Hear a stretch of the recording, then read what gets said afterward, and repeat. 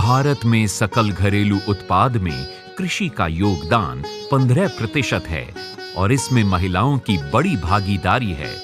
महिलाएं कृषि के क्षेत्र में प्रमुख रूप से मत्स्य उद्योग, कृषि वानिकी, पशुधन एवं ग्रामीण विकास में महत्वपूर्ण भूमिका निभाती हैं।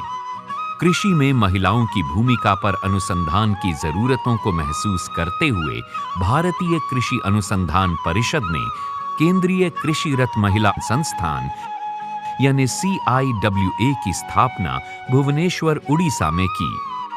कृषि रत महिलाओं की आवश्यकता और गृह प्रबंधन की दिशा में अनुसंधान करना। ये संस्थान कृषि रत महिलाओं के लिए लगातार उन मुद्दों पर अनुसंधान करता रहा है जो सीधे महिलाओं को प्रभावित करती हैं।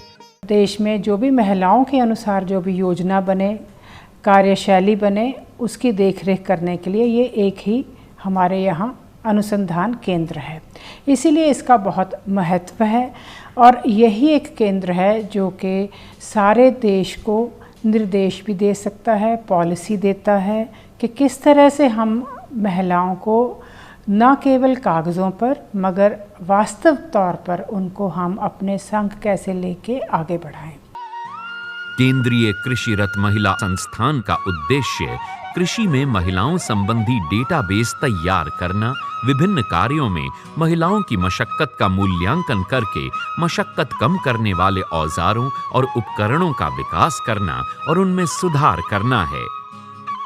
साथ ही ये संस्थान ग्रामीण महिलाओं के लिए उपयुक्त विभिन्न प्रौद्योगिकियों में अनुसंधान भी करता है। उनके श्रम को कम करने और कम समय में अधिक उत्पादन के लिए अनेक यंत्र बनाए हैं।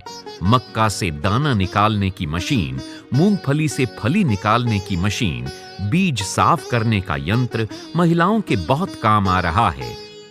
डिफिकल्टी होता है, जो ड्रजरी होता है उसको कैसे काम करेंगे, फिर उनका काम का जो एफिशिएंसी और प्रोडक्टिविटी भी बढ़ सकता है। हम प्रोटेक्टिव मेजर्स भी यूज करते हैं, जैसे एप्रॉन, कैप्रॉन, मास्क वगैरह, गॉगल्स भी, हाथ में ग्लोव्स डालकर कैसे खेतों में जाकर काम कर सकते हैं उसको भी हम प्रोत्साहन देते हैं। स्वस्थ रहेंगे, स्वच्छ रखेंगे, ये सब हम हेल्थ हाइजीन के ऊपर उनको बताते हैं। बागवानी में संस्थान ने किसानों को 6F मॉडल दिया है। 6F का मतलब है फल, भोजन, ईंधन, चारा, रेशा तथा वित्त। इस मॉडल से कृषक महिलाओं को वर्ष के अधिकांश महीनों में ताजा फलों व सब्जियों की प्राप्ति होती है। ये मॉडल अधिक रोजगार के अवसर तो उपलब्ध कराता है। इसको महिलाएं बहुत पसंद करती हैं क्योंकि एक तो खासकर इससे क्या है ना कि इनकम ज़्यादा होता है।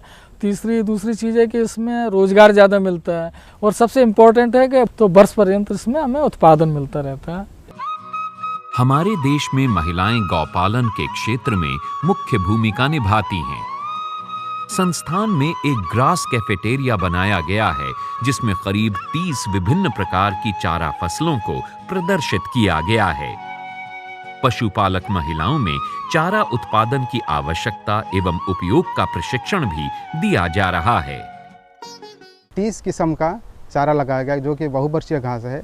किसान भाई और महिलाओं सब आते हैं यहाँ से निःशुल्क चारा या घास का प्लांटिंग मेटेरियल लेके बाहर लगाते हैं। उनका दुग्ध उत्पादन बढ़ता है और इसमें जब बहुत घास होता है उनका दाना का लागत कम होता है। संस्थान ने महिलाओं को मुर्गी पालन के लिए उन्हें उन्नत नस्ल की मुर्गियां उपलब्ध कराई हैं। संस्थान ने वैज्ञानिक विधि द्वारा खान-पान, घर की व्यवस्था और टीकाकरण का प्रशिक्षण दिया है। इसका सुखद परिणाम ये आया है कि महिलाओं के लिए मुर्गी पालन एक वैकल्पिक व्यवसाय बन गया है और महिलाओं को सशक्तिकरण का सबक सिखा रहा है। महिला जब इसको रखे हैं तो उनको 8-10 मुर्गी से 4-5 महीना में 2 से 2.5 हज़ार रुपया का फ़ायदा हुआ है और उससे उनका जो घर का खर्च, जो बच्चों का एजुकेशन हो या कोई मेडिसिनल ट्रीटमेंट है, उसको आराम से वो निभा सकते हैं। संस्थान के प्रयासों से मछलियों के प्रसंस्करण के दौरान प्राप्त अपशिष्ट को सरल विधि के द्वारा साइलेज में परिवर्तित करके उनका मूल्य संवर्धन किया जा रहा है। इस प्रक्रिया से प्रदूषण जैसी गंभीर समस्या से भी छुटकारा मिलता है मुर्गियों के आहार में मछली साइलेज के उपयोग से उत्पादन लागत में काफी कमी की जा सकती है। केंद्रीय कृषि रथ महिला अनुसंधान संस्थान किसान और कृषक महिलाओं को रासायनिक उत्पादों और पदार्थों से परिचित कराने की दिशा में भी अहम काम कर रहा है। टिकाऊ कृषि का विकास पुरुषों और महिलाओं के बीच साझेदारी के बिना हासिल नहीं किया जा सकता। ये दोनों गाड़ी के पहियों की तरह हैं और एक साथ ही वे प्रगति की दिशा में बढ़ सकते हैं।